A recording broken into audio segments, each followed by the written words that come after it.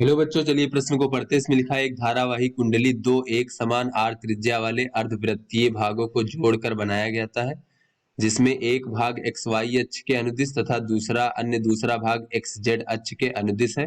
तो यदि कुंडली में प्रवाहित धारा आई हो तो दोनों अर्धवृत्तीय भाग के कारण उनके द्वारा संयोजित केंद्र पर परिणामी चुंबकीय क्षेत्र क्या होगा, ये हमें बताना है। 4 विकल्प दिए गए हैं बच्चों, सही विकल्प का चयन करना है।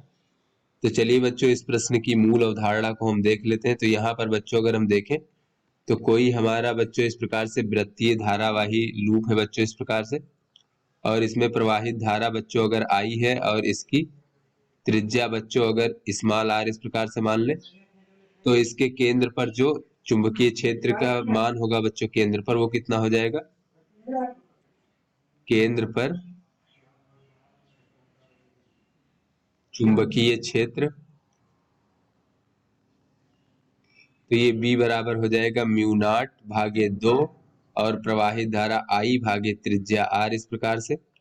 और अगर इसकी दिशा बच्चों देखें तो अपने दाएं हाथ की चारों उंगलियों को बच्चों अगर हम धारा की दिशा में इस प्रकार से मोड़े, तो ये जो अंगूठा होगा वो बच्चों यहाँ पर चुंबकीय क्षेत्र की दिशा होगी। तो यहाँ पर बच्चों अगर हम देखें तो ये अंगूठा ऊर्ध्वाधर ऊपर की ओर होगा बच्चों इस प्रकार से। तो ये हमारा चुंबकीय क्षेत्र की दिशा होगी ये इस अवस्था में।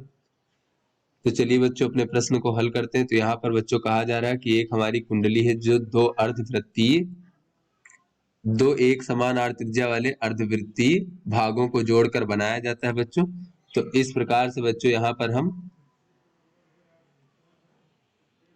एक्स और वाई जेड तीनों अक्ष बच्चों बना लेते हैं और प्रश्न को समझते हैं यहाँ पर। तो ये मान लीजिए हमारा एक्स अक्ष है और ये वाई अक्ष है, तो ये हमारा बच्चों इस प्रकार से जेड अक्ष होगा। तो एक अर्धवृत्तीय भाग जो है वो कहा जा रहा है कि एक्स वाई अक्ष के अनुदिश है, यानी बच्चों इस प्रकार से है, और दूसरा अर्धवृत्तीय भाग एक्स जेड अक्ष के अनुदिश है, यानी बच्चों इस प्रकार से है, कुछ इस प्रकार से। और दोनों की त्रिज्याएं समान है बच्चों, आर त्रिज्या की, और दोनों का जो है केंद्र वो भी समान होगा कुछ इस प्रकार से बच्चों। तो ये हमारा केंद्र हो जाएगा। तो यहाँ से बच्चों अगर हम देखें तो इसको मान सकते हैं पी क्यू आर और एस इस प्रकार से, और ये केंद्र बिंदु ओ मान लेते हैं। तो यहाँ पर बच्चों अगर हम देखें तो पी क्यू आर जो है अर्धवृत्त के कारण इसमें मान लीजिए धारा इस प्रकार से बच्चों प्रवाहित हो रही है, इस प्रकार से मान लीजिए धारा आई प्रवाहित हो रही है। तो यहाँ पर पी क्यू आर के कारण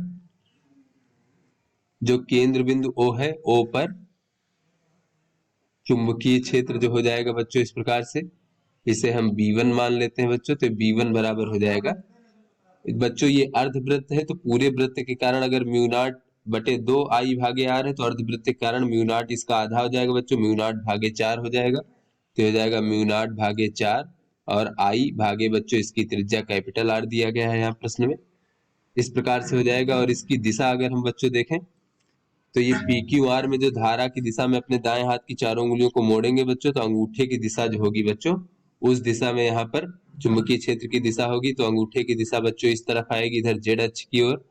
तो ये हमारी बच्चों इस प्रकार से B1 की दिशा हो जाएगी। तो बच्चों इसको हम लिख सकते हैं इस प्रकार से यहाँ पर जेड अक्ष की ओर, उसके बाद बच्चों जो हमारा PSR है बच्चों के कारण O बिंदु पर अगर हम चुंबकीय क्षेत्र देखें तो ये भी बच्चों अर्धवृत्त है, तो इसके कारण चुंबकीय क्षेत्र हम B2 मान लेते हैं। तो ये हो जाएगा म्यू नॉट बटे 4 और आई भागे आर। इसकी दिशा बच्चों अगर हम देखें तो PSR में जो धारा बह रही आई इसकी दिशा में अपने दाएं हाथ की चारों उंगलियों को मोड़े, तो जो दाएं हाथ का अंगूठा होगा बच्चों वो इस प्रकार से ऊपर की ओर होगा, ऊर्ध्वाधर ऊपर की ओर, यानी बच्चों वाई अक्ष की ओर बच्चों इस प्रकार से। तो ये हमारी B2 की दिशा होगी, तो इसको हम लिख सकते हैं वाई अक्ष की ओर। तो बच्चों इन दोनों सदिशों B1 और B2 का जो परिणामी होगा बच्चों, दोनों के बीच में 90 डिग्री का कोण बन रहा है बच्चों। यहाँ पर अगर हम देखें तो अगर बच्चों ये हमारा B1 है इधर बच्चों, B1 किधर है, ये Z अक्ष की ओर है, और बच्चों B2 जो है ये हमारा Y अक्ष की ओर है बच्चों इस प्रकार से। और दोनों के ही परिमाण जो है बच्चों समान है यहाँ पर, तो इस प्रकार से बच्चों अगर हम देखें तो इनका परिणामी इस प्रकार से हो जाएगा, और परिणामी O पर जो है बच्चों केंद्र बिंदु पर परिणामी चुंबकीय क्षेत्र कितना हो जाएगा, चुंबकीय क्षेत्र, तो बच्चों ये B हो जाएगा, B बराबर परिणामी वर्गमूल B1 का वर्ग धन B2 का वर्ग, क्योंकि बच्चों दोनों के बीच 90 डिग्री का कोण है, तो ये हो जाएगा बच्चों इस प्रकार से वर्गमूल अगर हम देखें तो दोनों का मान तो बच्चों समान है, तो वर्गमूल हो जाएगा म्यू नॉट I भागे 4R का वर्ग और धन बच्चों म्यू नॉट I भागे 4R का वर्ग इस प्रकार से।